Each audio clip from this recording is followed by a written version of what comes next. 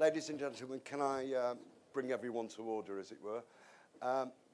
After a very hard week, this is our final presentation at Mipin, and for many, probably the highlight of the week for us as well. We bring two people together.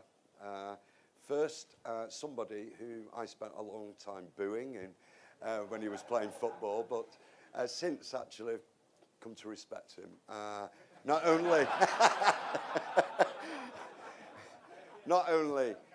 a very entertaining analyst about football on TV, but a guy who has got quite a profound sense of place and understands property, and I believe will become one of Manchester's influential leaders going forward, and I genuinely mean that. So Gary Neville, and he's going to be interviewed by the guy we call Bamba Gascoigne on Monday night, Mike Emmerich, because he, if you recall, facilitated that big economic debate, but today turns himself into Gary Lineker. So, ladies and gentlemen, Gary Neville and Mike Emmerich.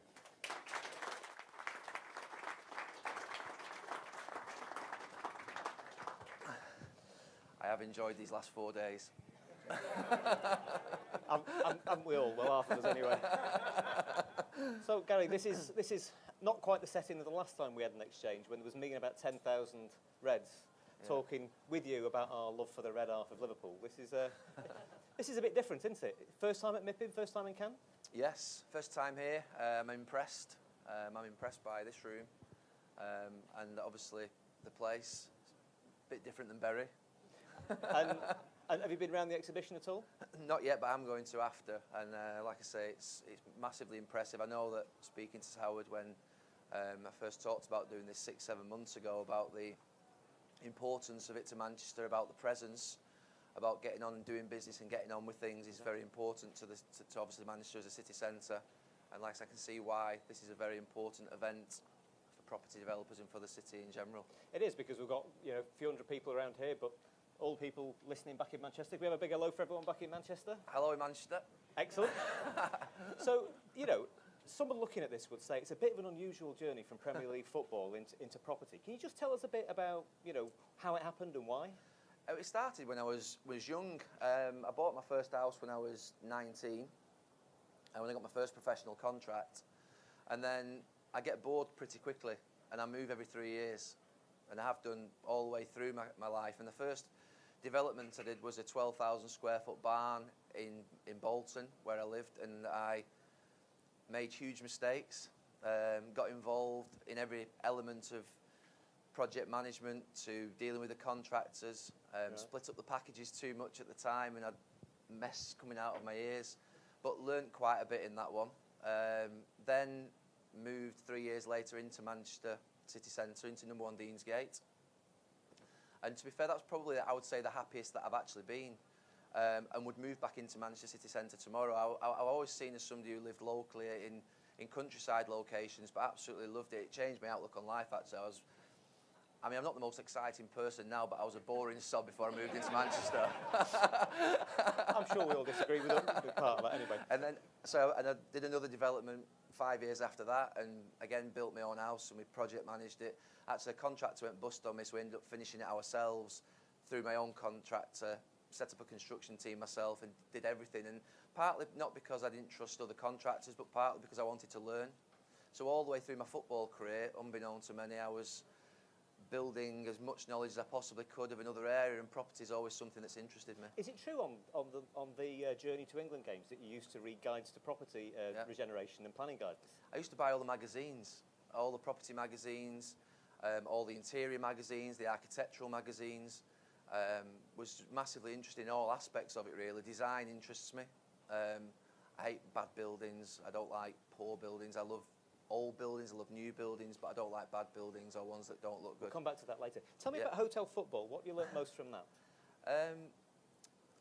It's the biggest project I've done to date,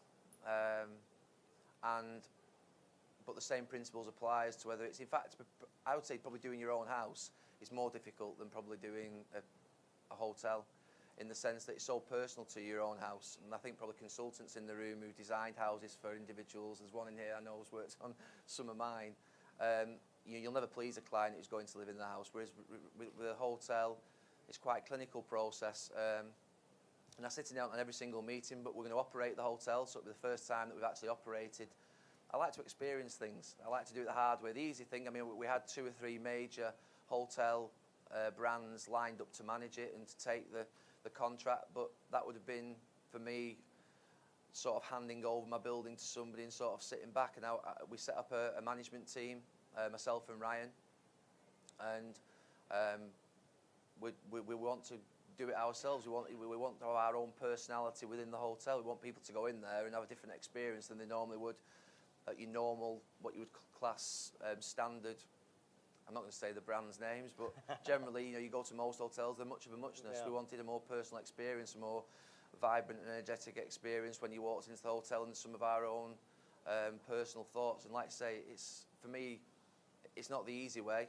People in this room, probably investors, would say it's not the sensible way, but my view is that I want to learn, I want to experience things and become better as an individual and as a person, and do things and learn more about things. So does that in some way why you got involved in Zerum? Because you got involved with them through the project. Can you say a bit more about that and where that's going? Well, probably about the Zerum has come from about 10 years ago, 2003-4. I was living in Manchester, and my mate was working in a mechanical electrical design consultancy called King Associates. So he was working actually in another company at the time, and I said to him, look, I'll put a little bit of money in and we'll set up our own consultancy, come out. And to be fair to him, I sat in every single board meeting, so I looked at it from a consultant side, obviously from a developer side and from a contractor side, and I wanted to sit on the consultant side to see the issues that they had of clients being unreasonable with them and not wanting to pay as much fee and doing more than what they should, and not getting paid on time and your debtor days going up, all the usual stuff that consultancies have to live with. And I sat on the board of that. I was a shareholder in that for 5-6 years. It was a mechanical electrical design consultancy. And then I sort of stepped out of that naturally, and we set up Zerum 4 years ago, which was moving towards more sustainable design, sustainable development, renewable development. And then Red Property Services, project management and planning services company, were working on a lot of my projects as well. And we wanted to create a more holistic approach around project management, development management, planning, but also bringing in the sustainable and building services element into it, so that my view as a client when I was building things was that an architect always designed in isolation, never understanding the mechanical side, that a mechanical consultant never understood the actual running costs beyond a piece of kit. And actually, it was all for me designed in isolation, and I always felt as though there was a weakness. Personally, I felt as a client, and I wanted to sort of bring that service together so that actually if there's, you've almost got an in-house dialogue hub, if you like, whereby the planner can go and speak to the mechanical guy, can speak to the electrical guy, can speak to the project manager, can speak to the architect, and that's really where we want to go with it, to create that holistic approach to design so that there's no gaps and voids. And that was my experience as a client that has pushed towards, I suppose, and obviously circumstance as well, and the trust of the people that are involved in, obviously, the Zerum company. And what's clear from that is that you've noticed what's gone on around you in Manchester. You want to do something about it. You said in the Property Week article, and you've said it already in this interview now, that the buildings around you matter. Where's that come from? Because what you can see around us on this mind map is this amazing collection of assets. No, but I love this. I mean, I walk in here and straight away I think I like it. I can't tell you why I like it, but it's something we've just done in the office that we bought in Manchester. And we've started to literally have this almost open feel and these big sharing walls of information where I think it stimulates things. And I think space is the idea that you walk into a space, and it came actually from one of the first houses that I bought. It had old mullion windows, and very little light got into the actual rooms. And you actually, even though I won't by any stretch of the imagination felt depressed or down, you just felt a little bit. Whereas actually, when I went to number 1 Deansgate and the big glass building, all of a sudden I walked in, I thought, there's light. And it makes you feel better. I do believe that actually the environment of work is as important as the environment at home, and that actually things like this, I think, are fantastic. And for me, the buildings and spaces that you work in can inspire you. I'm not sure everyone will buy into that, but I believe that. And you're leveraging your success in football for the benefit of the city and in terms of property and regeneration. Do you see there's a direct link between the two? Well, there certainly is in Manchester. You can't separate Manchester city centre development and the football and the importance of football. You go all around the world and mention Manchester, they'll say Manchester United. When do you think they might say another name as well? They are starting to, and I have to say that I think I said a few weeks ago, for about 20 years of my life they were irrelevant, then they became a little bit annoying, and now they're actually better. It's a bit of a worry. Yeah. So, and I say that with obviously, you know, I've got members of my family and my cousins, my uncle is a City fan. We all know City fans, we all know United fans. And I have to say that generally, it's a huge positive to have two clubs of that stature for Manchester.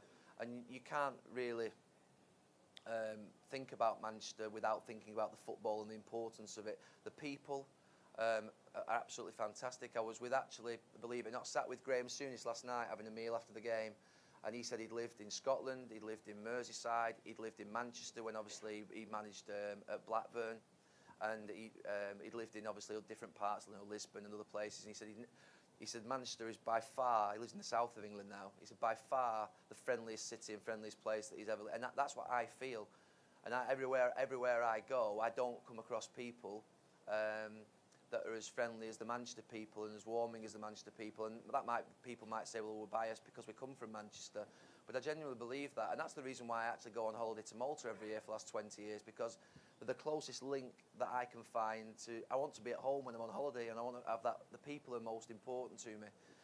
And I think that's why I like Malta when I go on holiday. But Manchester is, for me, a fantastic city.